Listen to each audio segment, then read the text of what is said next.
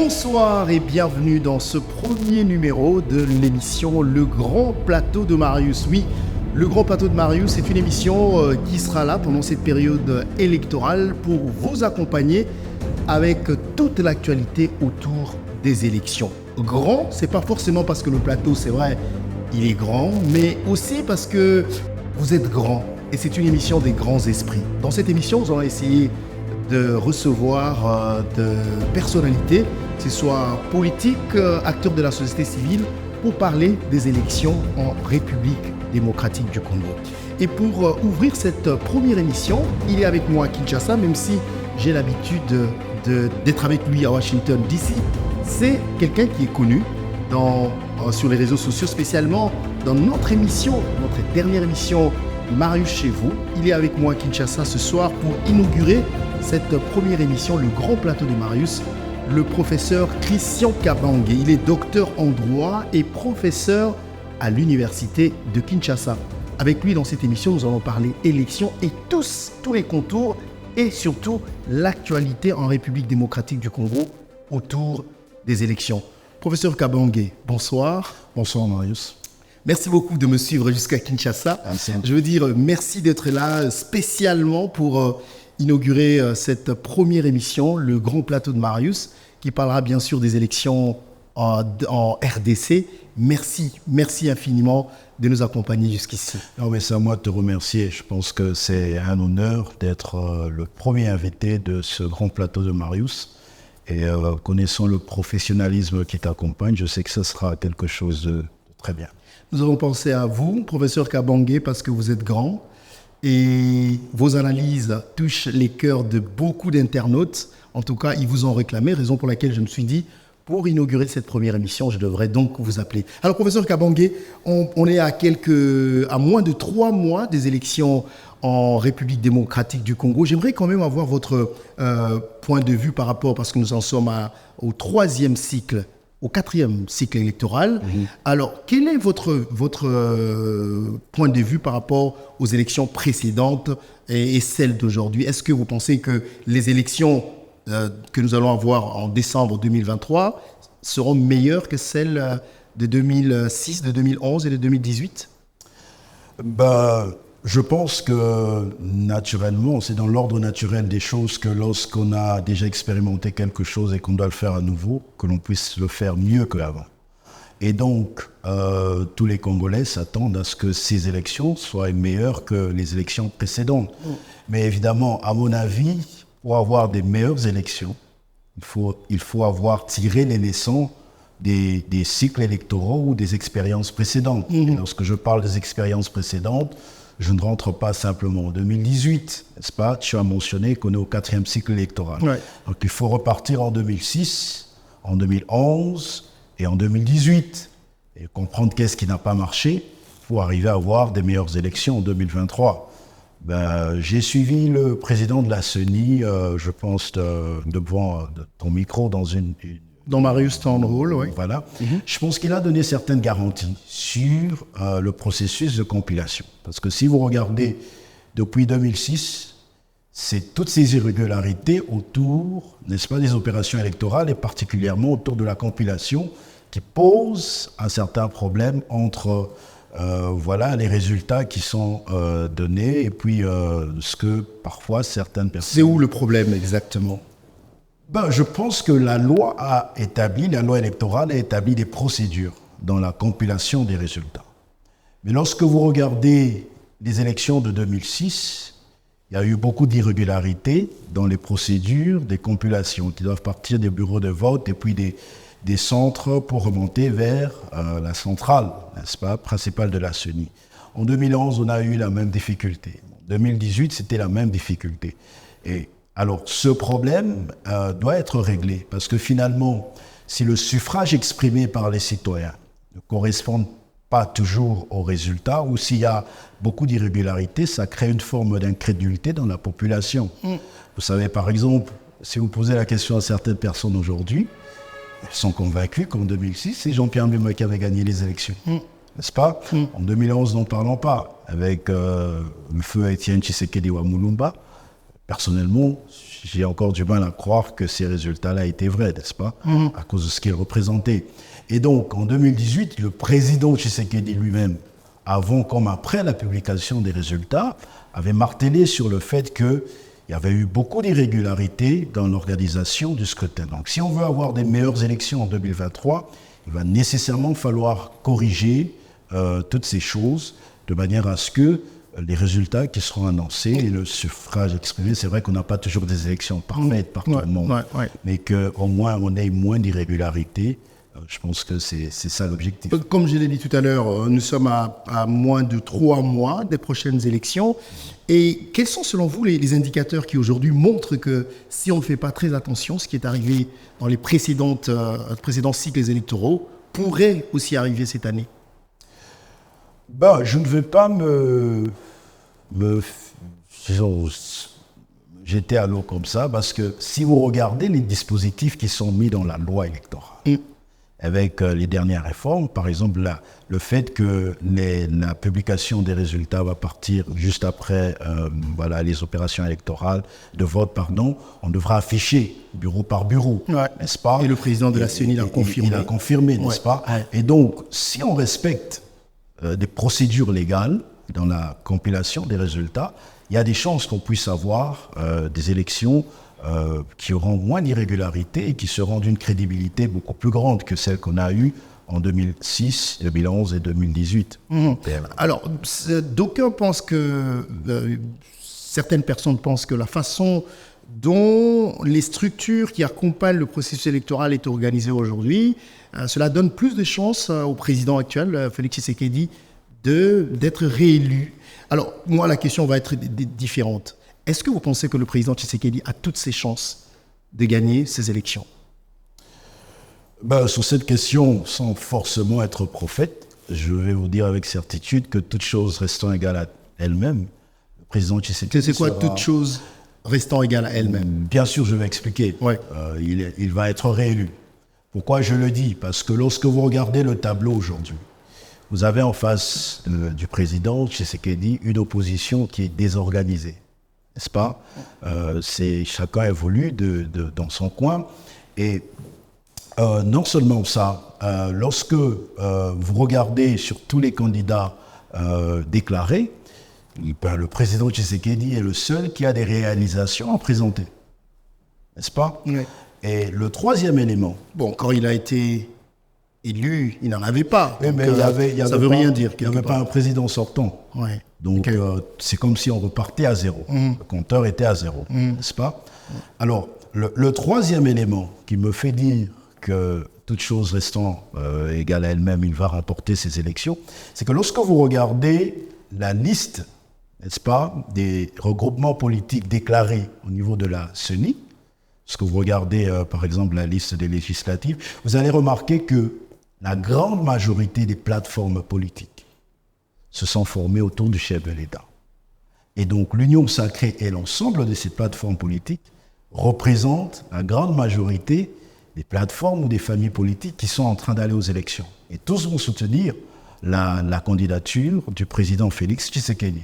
Donc dans ces conditions-là, je ne vois pas comment est-ce que l'opposition pourrait renverser la tendance. Donc c'est pour cela que je dis que toute chose restant égale à elle-même. Mais si on partait de toute chose restant égale à elle-même, et qu'on se dit que peut-être qu'à la veille des élections, l'opposition va également se retrouver ou se réunir autour d'une personnalité, de suspense est en train de montrer qu'il pourrait être candidat. Nous pouvons parler de Martin Fayoulou, qui était un candidat non négligeable aux dernières élections. Oui, mais Martin Fayoulou déjà... Attendez d'abord, pardon. Et nous avons également Moïse Katumbi, Adolphe Mouzito, Délice Sanga. C'est quand même de grosses pointures qui peuvent se liguer derrière quelqu'un pour faire face à Félix Tshisekedi, peut-être. D'abord, d'expérience, il est très difficile à l'opposition congolaise de parler d'une seule voix. On l'a vu en 2018, 2011, lorsque l'UNC de Caméré s'est désolidarisé du patriarche Tshisekedi, Étienne. On l'a vu en 2006. Donc c'est très difficile que toutes ces figures que vous avez mentionné. C'est difficile, mais pas impossible. Pas impossible. Mais même alors... Prenons parce que vous vouliez parler on parlait des équations mathématiques, toutes choses restant égales à elles-mêmes. Bien sûr. Alors, bien sûr. Prenons cette hypothèse-là. Est-ce que ça pourrait changer la donne? Non. Non, je vais vous dire pourquoi. Parce que je reviens par exemple sur l'exemple que vous donnez du docteur Mukwege. C'est une personnalité que je respecte beaucoup, n'est-ce pas, à cause de ce qu'il représente pour notre pays et sur le plan continental et à l'échelle mondiale, n'est-ce pas, le prix Nobel de la paix. Mais vous savez, il ne suffit pas d'être prix Nobel de la paix pour prétendre remporter l'élection présidentielle. Pourquoi je le dis? Parce que la politique obéit à ses propres dynamiques, n'est-ce pas? Et de ce point de vue, le docteur Mukwege me paraît plutôt comme un novice en politique. J'aurais peut-être préféré qu'il attende... Joseph Kabila l'était? Pas lors des élections. Ouais. Il a eu le temps de mûrir. C'est pas, il arrive au pouvoir en 2001, et de 2001 à 2006, il a eu le temps de mûrir et de comprendre comment les choses marchent. Mais le docteur Mukwege, je ne sais pas, je ne le vois pas déjà aguerri, n'est-ce pas? Et personnellement, j'aurais préféré qu'il attende 2028, le temps de comprendre comment les choses marchent, le temps de s'enraciner, d'avoir une certaine assise populaire sur le plan politique. Mais quand on prend son profil, c'est quand même une personnalité, comme vous l'avez dit, qui porte la voix de la RDC. Est-ce que vous ne pensez pas que ça c'est un atout de taille? Bien sûr qu'il a le profil intellectuel, mais il n'y a pas que l'aspect profil intellectuel qui compte en politique. Il y a l'aspect populaire, parce que c'est le peuple, n'est-ce pas, qui est le détenteur du pouvoir. Et de ce point de vue, je ne pense pas qu'il a des assises politiques, on va dire, sur l'ensemble du territoire. Et donc, je pense qu'il a un travail à faire, n'est-ce pas, un travail de fourmi à faire, et que 2023 serait peut-être prématuré. J'aurais personnellement préféré le voir en 2028. Mais je peux vous dire qu'en 2024, ou 2023, pardon, il ne pourra pas battre le président Tshisekedi. Nous parlons de Martin Fayulu. Martin Fayulu me donne personnellement l'impression d'être essoufflé. L'impression d'un politicien essoufflé. Qu'est-ce qui vous le fait dire? Ce qui me fait dire, c'est que si vous regardez son discours politique, c'est comme une personne, n'est-ce pas? Il a premièrement appelé les membres de son parti politique à ne pas déposer des candidatures. Et il y a même eu des départs de certaines figures de proie, n'est-ce pas? Oui, mais il voudrait... Il fait maintenant un volte-face. Donc, il donne l'impression d'avoir beaucoup d'hésitation. Mais il a des exigences autour de la composition de la CENI, de la Cour constitutionnelle, ce qui est légitime. Oui, mais c'est son droit. Mais alors, pourquoi avoir fait le volte-face? C'est pour ça que je dis... Mais il n'a jamais parlé de boycotter les élections. Mais quand vous refusez de déposer votre candidature... Oui, pas encore, parce que je pense qu'il a encore le temps jusque-là. Non, mais il s'est exprimé il y a quelques jours, n'est-ce pas? Donc, toutes ces hésitations, c'est ça qui me fait dire qu'en réalité, il donne l'impression d'être un politicien essoufflé, qui ne sait plus à quel sein se vouer. C'est l'impression que j'ai, en tout cas. C'est votre impression. Vous parliez tout à l'heure des gens qui peuvent avoir l'expérience en politique. Il y a Adolphe Muzito, par exemple. Lui, c'est un ancien Premier ministre. En tout cas, il a un bilan à présenter en tant que Premier ministre. Et vous ne pensez pas que si l'opposition se ligue derrière Muzito, ça peut faire peur? Je ne pense pas, parce qu'en fin de compte, Muzito a aussi un bilan à présenter, à défendre. N'est-ce pas? Il a été Premier ministre. Et je ne suis pas sûr, n'est-ce pas, que son bilan soit de nature à porter la majorité des Congolais à voter pour lui.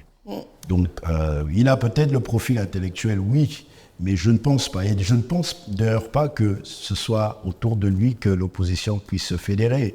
Déjà, vous savez comment est-ce qu'il se sent séparé en queue de poisson avec M. Fayulu. Alors, oui, parce que lui, au moins, vous êtes d'accord avec moi que c'est un opposant de taille. Je veux dire, c'est quelqu'un qui peut faire peur. Moïse Katumbi, il a peut-être les moyens de sa politique. Hein. Il a l'argent, il a des moyens. Et c'est peut-être ça qui explique que certains politiciens opportunistes ont choisi de le suivre, de se ranger. Mais pourquoi opportuniste? Il n'y a pas de... Écoutez, lorsque l'argent devient la seule motivation en politique, ça veut dire qu'il n'y a plus d'idéologie. N'est-ce pas? Et ça, d'une part, il a dit que c'est l'argent qui l'intéresse. En fait, je parle de ces politiciens voraces qui se sont rangés derrière lui, n'est-ce pas? Mais en fait, Katoumi, je pense que l'une des choses qui ne va pas marcher avec lui, c'est qu'il n'a pas encore cette assise populaire. Vous n'allez par exemple pas comparer un parti comme l'UDPS avec le parti d'ensemble de Moïse Katoumi en termes de popularité, n'est-ce pas? L'UDPS est représenté pratiquement sur l'ensemble du territoire national. Non pas simplement à cause de ce que le président Tshisekedi représente aujourd'hui, mais l'UDPS a toute une histoire, n'est-ce pas? Et donc c'est une force politique qui a des tentacules, qui s'est enracinée. Et donc, je ne pense pas qu'un parti qui est né il y a, je pense, 2 ans puisse renverser la vapeur comme ça. Ça prendra du temps. Donc, alors, pour vous, Félix Tshisekedi part pour le favori, le grand favori pour ces élections. Bien sûr, comme je le dis, toutes choses ne sont égales. D'accord.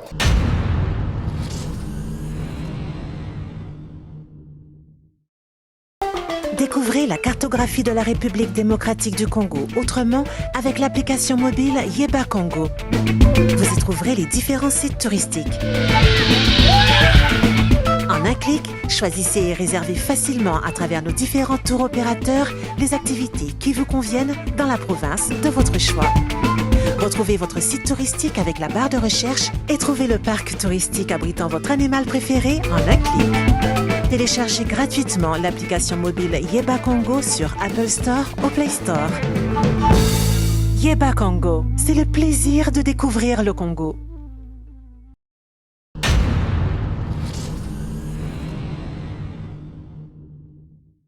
Mais il y a une sortie médiatique dernièrement de l'ancien président de la CENI, Corneille Nangaa.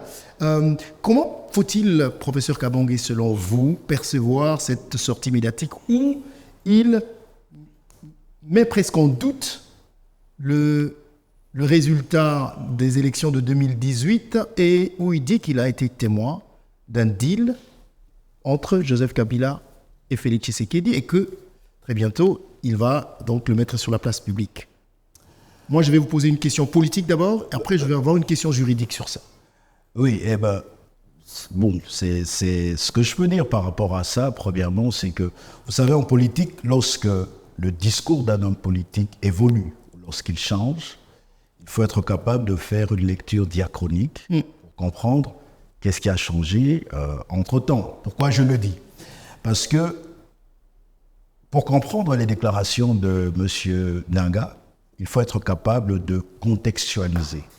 Quand je parle d'une contextualisation, je veux dire que Corneille Nangaa s'est prononcé sur 3 casquettes différentes. Le 10 janvier 2019, je pense, il est président de la CENI, sa première casquette.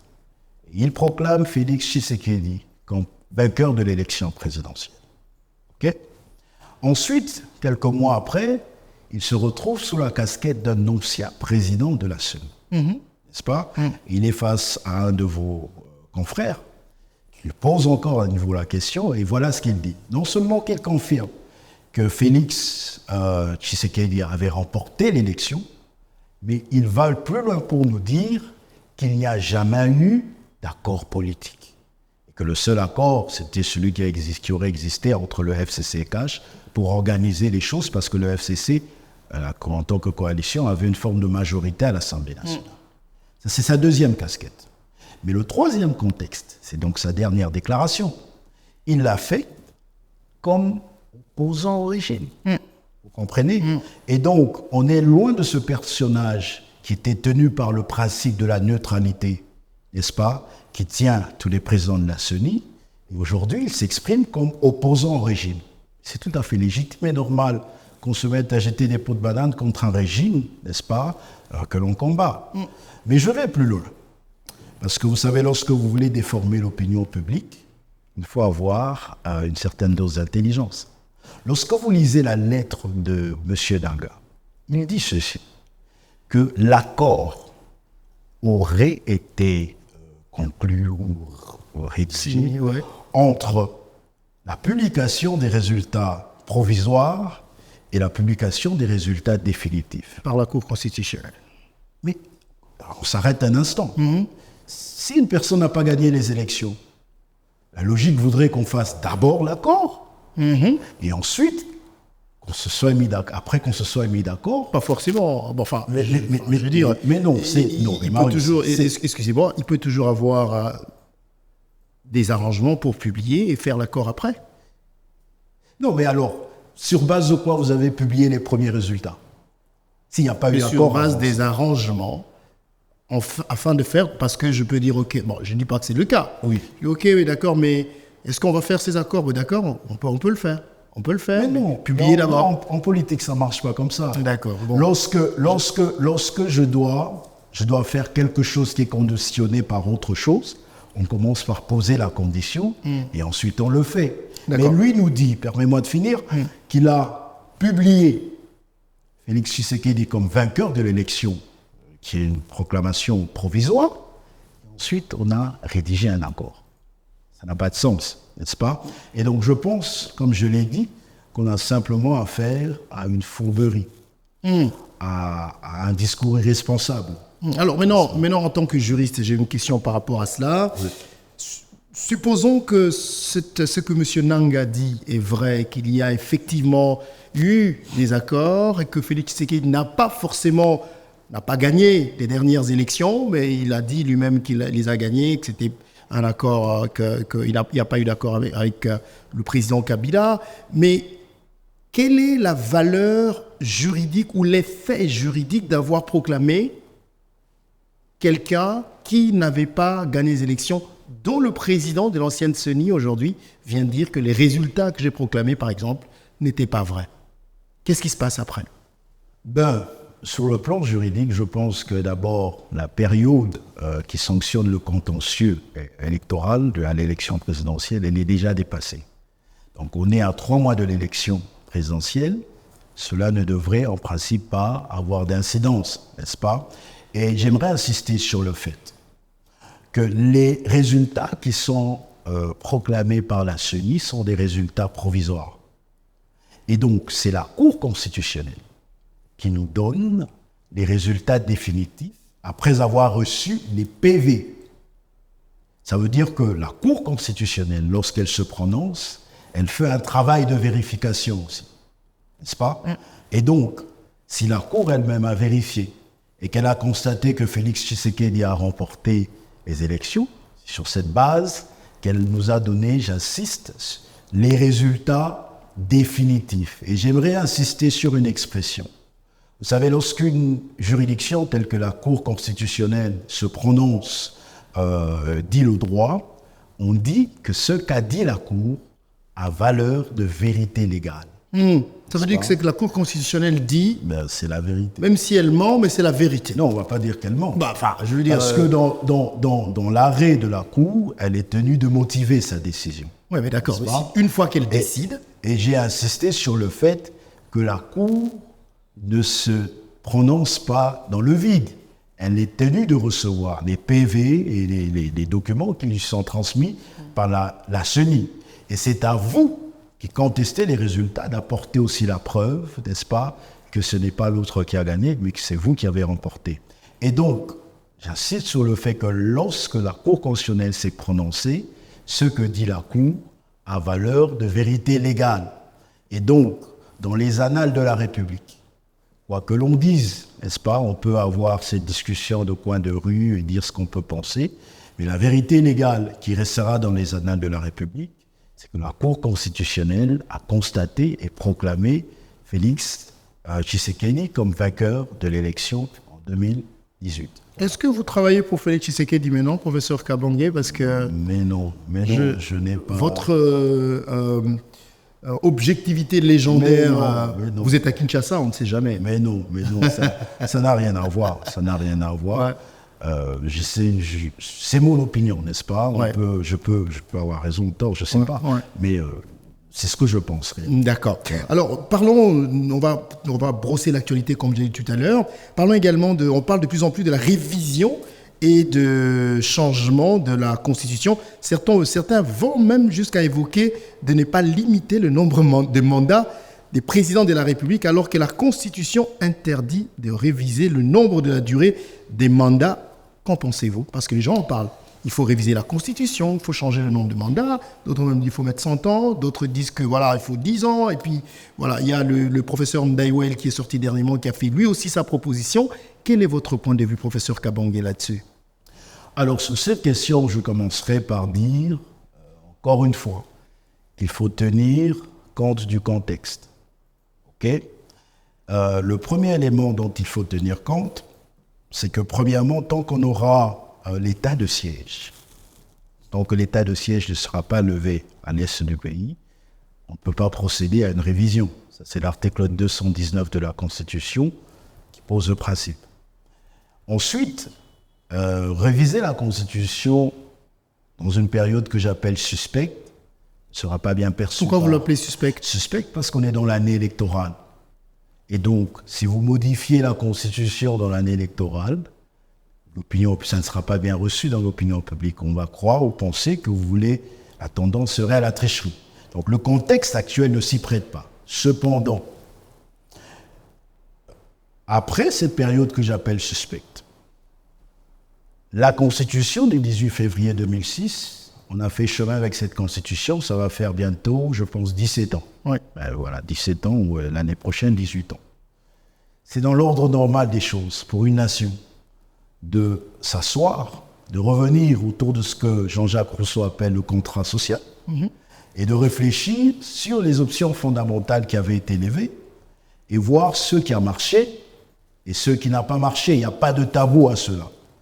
Tenez par exemple, la Constitution des USA a été amendée 27 fois déjà. Donc il n'y a pas de tabou. Donc à mon avis, je pense qu'après les élections, il serait indiqué qu'en tant que nation, qu'on puisse s'asseoir et réfléchir sur les options fondamentales qui ont marché et qui n'ont pas marché. Par exemple, lorsque vous prenez la question des provinces, n'est-ce pas? L'organisation telle que le veut la Constitution des assemblées provinciales n'a pas fonctionné. Lorsque vous voulez changer un gouverneur tous les 3 mois ou tous les 6 mois, avec quelle stabilité vous allez entamer le développement de la province? Vous comprenez? Donc je pense qu'en tant que fils de ce pays, il faudrait qu'on puisse s'asseoir un moment et qu'on réfléchisse sur ce qui a marché, ce qui n'a pas marché. Je prends un autre aspect. Par exemple, la question du financement des élections. N'est-ce pas? Vous savez qu'en 2011, on est passé de 2 tours à 1 tour. Et l'un des prétextes, c'était le fait qu'on voulait réduire le coût de l'organisation des élections, ce qui est légitime. Parce que si on peut avoir des élections qui ne coûtent pas aussi cher et investir dans le développement, c'est l'idéal. Cependant, lorsque vous faites une analyse, vous allez remarquer que le coût des élections, même avec un seul tour, n'a pratiquement pas changé. En 2006, on était autour de 540 millions, quelque part là. En 2011, on est passé à 700 millions. En 2018, on était près d'1 milliard. Et là encore, les projections sont allées au-delà d'1 milliard. Malheureusement, donc vous pouvez le comprendre, que la suppression du premier tour n'a pas réglé cette question du financement des élections. Je pense que dans l'analyse des aspects ou des options fondamentales de la Constitution sur lesquelles on peut revenir, c'est justement de voir si on peut revenir à une élection présidentielle à 2 tours, parce qu'elle permet au vainqueur d'avoir une plus large légitimité, et peut-être qu'en réglant la question du financement des élections, on peut réfléchir sur les cycles électoraux, n'est-ce pas? Oui. Voir, par exemple, si on devrait avoir les élections autour d'un septennat, naturellement, on va faire des économies d'une manière ou d'une autre. D'accord, mais il y a des articles qu'on appelle, je l'ai appris de vous d'ailleurs, des articles verrouillés de la Constitution. Réviser la Constitution voudra dire ouvrir aussi ces articles, je pense, mais ou le changement de Constitution. Est-ce que Nous savons que dans différents pays en Afrique, différents chefs d'État ont profité de l'ouverture de ces articles verrouillés pour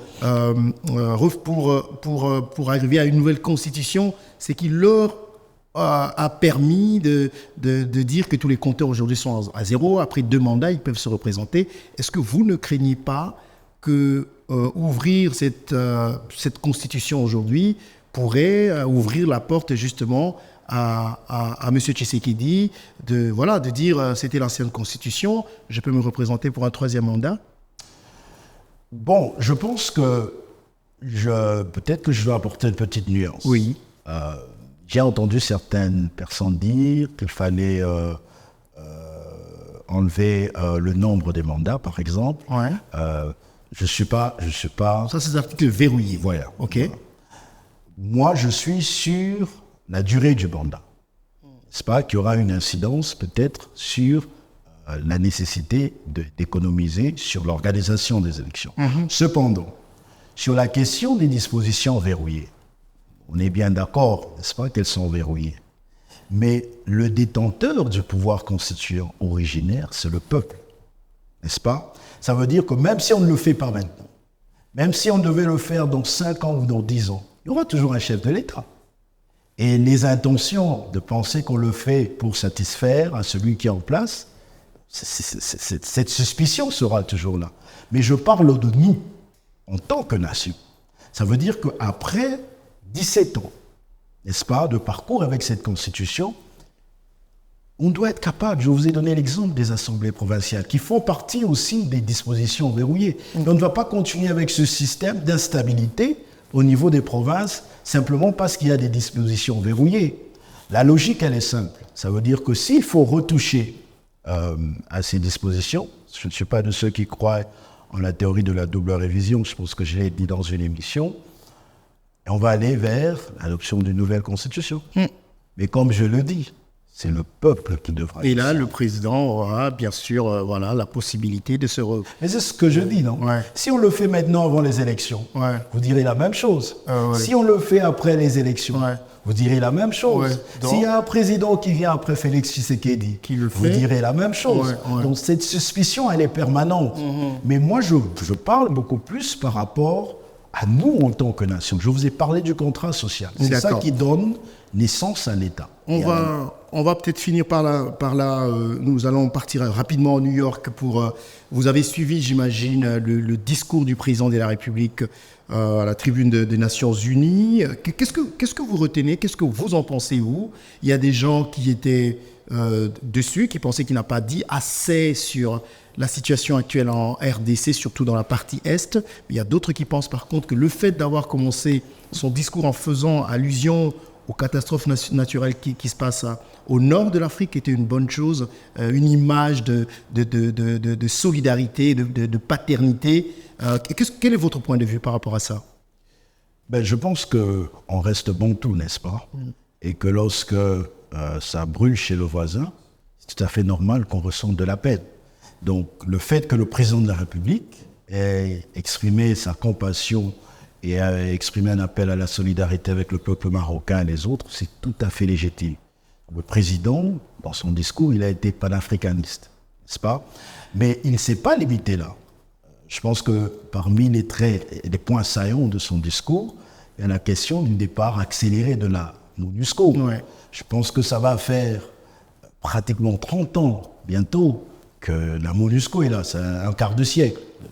Au départ, c'était en 1998, ça avait une autre appellation, et en 2010, c'est devenu la MONUSCO. Donc, ça fait pratiquement 25 ans qu'ils sont là, avec pour mission de pacifier l'Est du Congo. Mais si vous posez la question à tous les Congolais, que ce soit ceux de l'opposition ou du pouvoir, personne qui vous dira que le passage de la MONUSCO au Congo a été un succès. Mais jusqu'à quand on va rester là? Et c'est comme ça que le président de la République insiste sur le fait qu'il est temps de reprendre en main notre destin, n'est-ce pas? Et ça, c'est un aspect positif, parce qu'à un moment, il va falloir qu'on prenne nos responsabilités. Est-ce que nous sommes prêts à prendre nos responsabilités? Quand est-ce qu'on sera prêt? C'est là que répondez à ma question. Est-ce que vous pensez que la RDC aujourd'hui peut prendre les choses en main? Mais justement, il faudrait que la MONUSCO parte. pour qu'on soit devant un fait accompli et qu'on prenne nos responsabilités. Alors c'est comme un enfant à qui vous apprenez, à qui vous donnez tout le temps du poisson. Il n'apprendra jamais à pêcher. Maintenant, en tant que juriste, professeur, est-ce que la MONUSCO a le devoir de faire ce que la République démocratique du Congo lui demande, ou c'est, voilà, elle peut continuer à s'imposer, à rester en résistance? On reste un peuple, une nation souveraine. Ouais. Et la souveraineté, on peut l'exercer comme on l'entend. Et donc, la MONUSCO ne peut pas s'imposer sur l'État congolais, n'est-ce pas? Le président est parti évidemment par voie diplomatique, n'est-ce pas, en demandant un départ, évidemment progressif, mais accéléré. Ça fait plusieurs années qu'on revient sur ça. La MONUSCO va partir, elle a commencé par réduire son effectif, mais en fin de compte, si les résultats escomptés ne sont pas là, où est-ce qu'elle doit rester?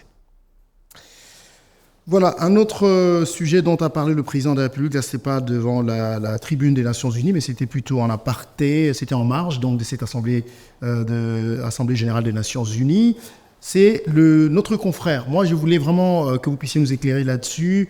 Notre confrère Stanis Boujakera, qui est injustement détenu jusqu'à aujourd'hui, 3 semaines passées en prison, privé de liberté. Nous en profitons d'ailleurs pour demander sa liberté, parce qu'il mérite, sa place n'est pas en prison, sa place c'est d'informer, c'est pas par solidarité journalistique que je le fais. Mais il passe 3 semaines aujourd'hui en prison. La question a été posée au président de la République à New York. Le président de la République a répondu à la question, mais quelque chose qui a particulièrement attiré mon attention, ce qu'il a dit dans sa réponse, je suis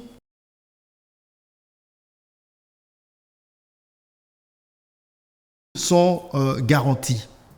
Alors, la première question, c'est quoi le rôle, professeur Kabange, vous êtes juriste, d'un magistrat? Est-ce qu'en tant que magistrat suprême, le président de la République ne peut pas donner l'ordre de libérer Stanis Boujakera? Merci pour la question. Je pense que lorsqu'on parle de magistrat suprême, il ne faudrait pas le prendre au propre, il faut le prendre au figuré.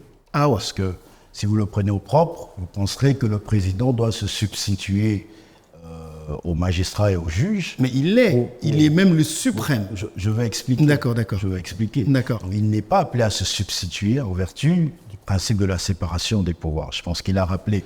Lorsqu'on parle, on utilise l'expression magistrat suprême, n'est-ce pas? Ça veut simplement dire qu'il est parmi ceux qui sont dépositaires de l'autorité publique.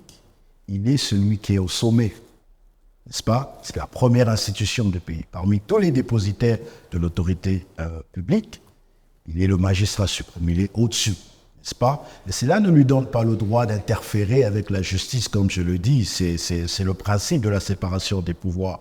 Ce qui est plutôt de sa responsabilité, c'est évidemment de veiller au bon fonctionnement des institutions, y compris les institutions de l'ordre judiciaire, du pouvoir judiciaire. Et de ce point de vue, sans interférer sur la justice, la responsabilité du président de la République et naturellement du gouvernement, passant par le ministre des Droits humains et de la Justice, c'est de se rassurer que sans interférer sur le travail du juge, que les droits de la défense soient garantis. Au-delà de ça, lorsque la justice aura fini de faire son travail et qu'il y aura une décision coulée en force des choses jugées, évidemment, Stanis jouit encore de sa présomption d'innocence, n'est-ce pas? Et si jamais les choses allaient dans le sens où il était condamné, le président de la République dispose aussi du droit de grâce, n'est-ce pas? Donc à ce niveau-là, peut-être il pourra intervenir, n'est-ce pas? Pour l'instant, il peut... Non, pour l'instant, il ne peut pas interférer. Ouais. Simplement, même si c'est clair que c'est pas lui qui a écrit l'article, c'est pas lui qui a signé l'article, que voilà, la plainte, là, ça se voit que c'est oui, pas lui. Mais qu'est-ce que vous voulez que le président de la République fasse? Qu'il parle au ministère public pour lui dire qu'il faut laisser tomber? C'est le magistrat suprême, c'est ça que je voulais savoir. Justement, mais cette qualité de magistrat suprême ne lui donne pas le droit d'interférer avec l'instruction. D'accord. En tout cas, nous espérons que notre confrère sera libre dans les jours qui viennent. Nous demandons sa liberté. Il ne faisait que son travail et c'est une source d'information énorme pour des millions de Congolais, Stanis Boujakera, surtout sur son compte Twitter. Et voilà.